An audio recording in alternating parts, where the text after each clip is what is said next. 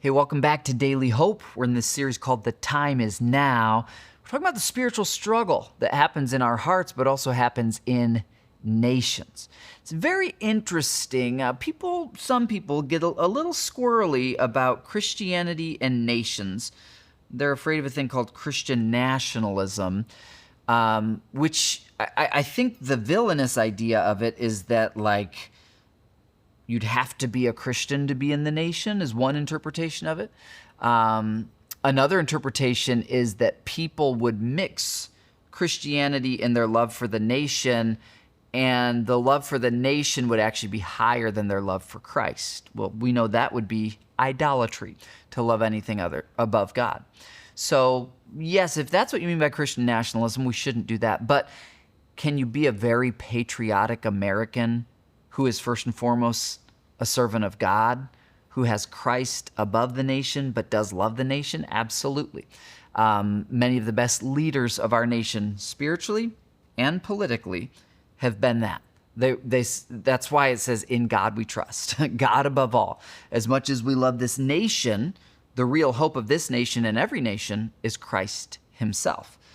I say all that because some people are so turned off by the idea of, oh, don't mention anything about the nation. But here's the difficult thing. When you read the Bible from front to back, nations are all throughout it. I mean, the nation of Israel, as well as all sorts of other nations, the Great Commission, therefore go and make disciples, where? Of all the nations. Revelation is about the nations. The nations matter to God, and so they should matter to us. I also want you to see here in Matthew 4, this is very interesting. It continues the struggle between good and evil. Right after Jesus finishes the temptations from Satan, actually verse 11, Matthew 4:11 says, the devil went away after Jesus tells him to, and angels came and took care of Jesus. This is beautiful. To think that angels can minister to you in your human form. We're not to pray to angels. We only pray to God himself. But Scripture says the angels of the Lord encamp around the righteous. And so it's interesting. There's probably times we don't even know that in the unseen realm we're being ministered to. Very interesting. The angels came and took care of Jesus. They kind of re-nourish him. Well, then, verse 12, when Jesus heard that John the Baptist, same John we learned about in John chapter 1, had been arrested, Jesus left Judea and returned to Galilee.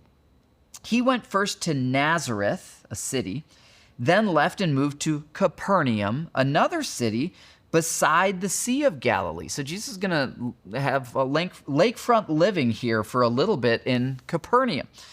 I point this out because cities matter.